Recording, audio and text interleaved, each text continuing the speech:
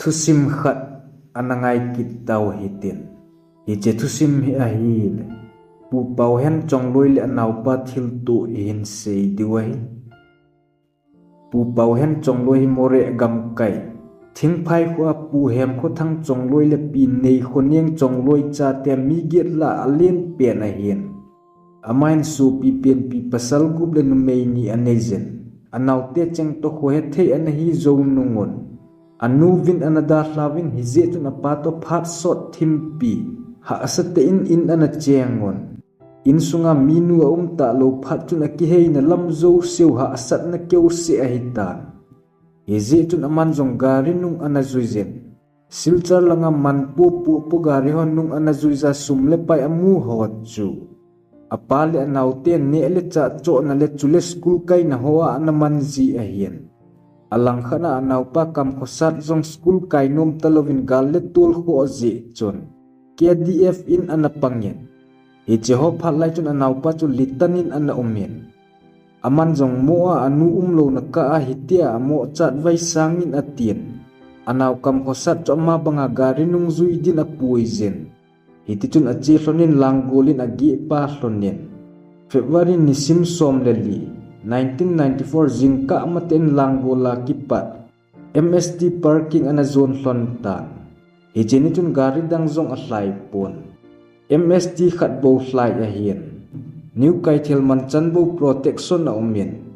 hi che chun MR hon ana gar win hin la koi ma chat lo lovin at towon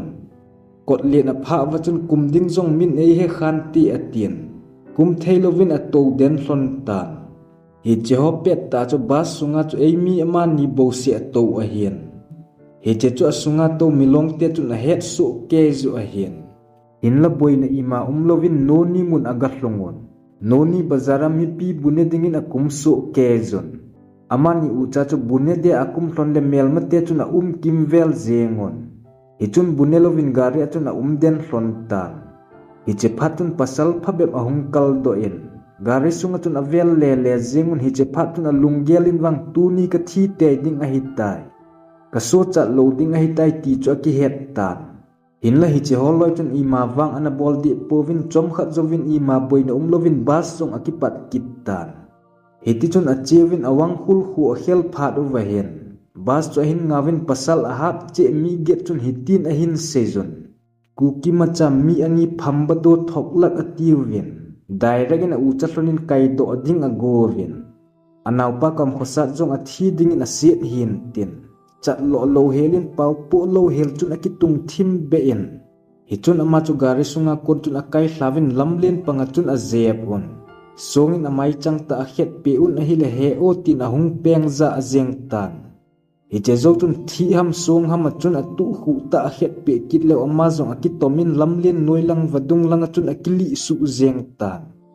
hi chelai muna chu anau pa kam khosat chu chemponga alol at pi wa kisai za kisai li den a hitan in lama chun pasal mi gin ho chu akidel pin a hin tu zi ho chu su to pe komin hi je chun amo nai lut thei povin pasal mi get chu ana he hlu su ke a hian hi zong le mi atam wal je win atum atelin amanon gari sunga kun chun akai hlavin hi chun aman zong akidel pi kit nin achol thim phat chun a hlaizin bas ko in aki khaizin khan ho zong akongin aki khaizun a hla lo be phat wa chun asang khol zo si abot tel de on hi che zo chun mau go pumin a zep thla thovin ama chun a zo lo ding zong a he thovin hi zong le sipai gari a hong zenga ei to kha a akiso chat jeng le ti akinem na chu lamle na chu chuti kidel pi zeng a hian chubang chun khan ho chun apum changin amanon apon neu kio achun amit amai ahin kanuvin hi chun aman jong a son hlan apai mangjelen hi chezo chun amanovin kol langin akili hla piwin a noilang chun akidel kiduvin a hila lamlen langa chun CRPF o gari hling set na hung ki tolun hi che phat chun khat ho chun na pen po le na thi ding a hi tin a sezon alang khana seidin peng jong le za pha diu a hi lo ji chun ama jong a peng pon a thip chet tan sipai gari che mangnungin anau pa sa li nau chempong chu thisan naisan mat te du chun a hin choi to won hi chun a kun so na keng hlon zangin tin a sezon in la ma zong milung ho milo chala hi je chun anom pon akyang hlon jang lovin akyang chu atiam min aman minute se athumin hin la hi cheka la achon pasal khat hin chempong chu hin lamin angong sat tan jing de agut lai ta achon amazong ading doin a chempong chu mat pin atil chang ta hlopi zengin ahil akile hlu zengin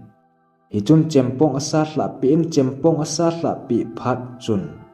hamdong hampawat in avat in ban nei chan asat in aman jong kithi tho ding atin ka thi masanga kanau pa phu kala a ka thi jong letin lunghang ta chu ama jong akitim zo te pun apet in pasal mi ngat chu atu hu le aluzang gui asat tan pi in hi che holoi cho khale a op ki mat chenin athiewin adang ho wang cho man jong athi a hin a hepon hi jong len na sata chema ki sat kha a hiu wang cho a hen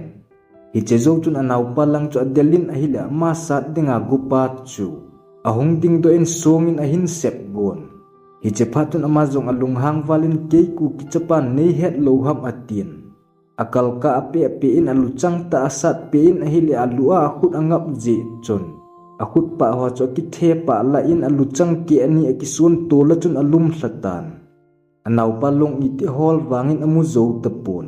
hi zo chun uichan ni le thum ahin ki puizun ahung hol lon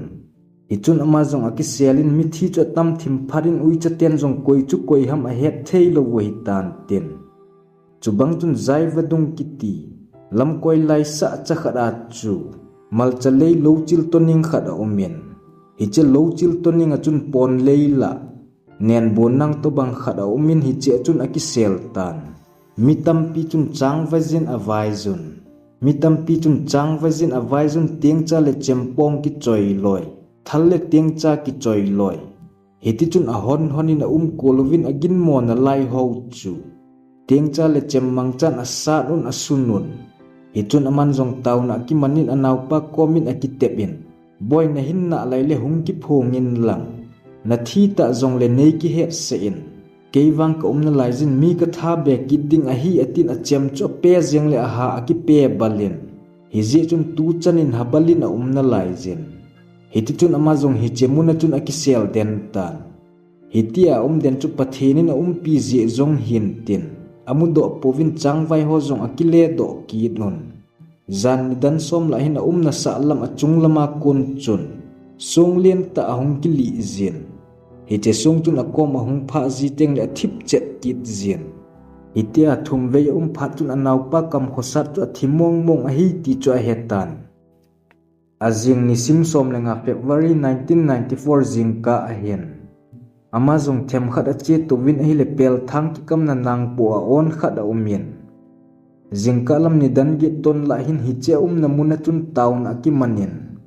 dab asa ji tuna na muna jing ni no dong gi ge hung su chu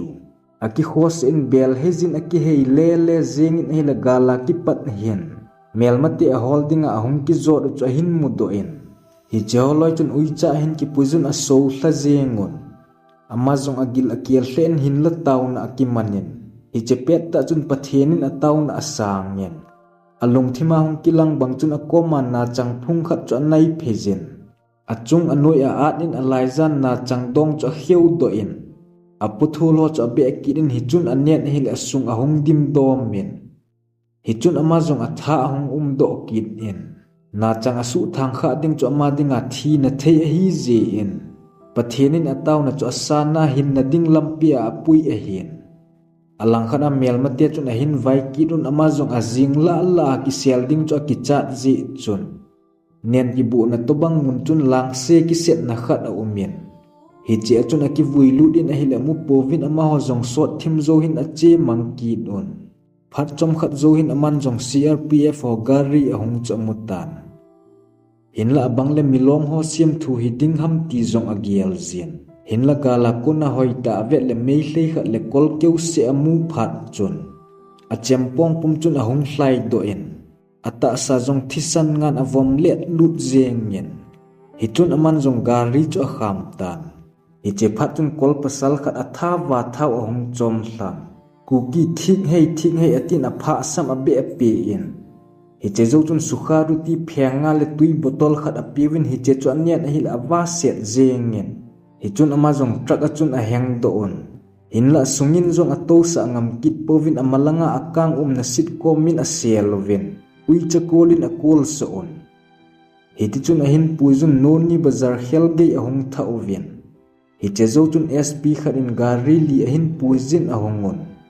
zan noi a hi je chun hoilai sp a hi wang a hepon hi ti chun langolin a hong tha ovin ha asaten ana so chatan anaw pawang tu ni chanin along hi pho lovin a den ta azing a thaizen operation cheding a tivin mithan ho cho dongon aman jong alima melo a het je chun hiangi atin hi le langjing crpf kema chom khat pi a umen operation cheding hamti a se chu phate cha pan la ding ati a hian hinla election lai hi zen election duty dia a boi phat wachon operation cheding chu su hai kit on hi che anaw kam ko sat to athil tu hlon chule anaw pa na hu do zolo na tusim a hi wangin alang khana igel le anaw pa phula be theina tha anaw pa lungdam hi zong le hlawang dam nan ti ti ama kinep na khat zong a hian chule ama ta pu pau kho hen chong loi jin zong ana sejen tuin pu pau hen te zong more lang thing phai kho da hlan 2017 kuma ki pat chun Kangui district sunga Saikul subdivision sunga zang noi khon azi acha te to na cheng taw vinai thusim akichai tai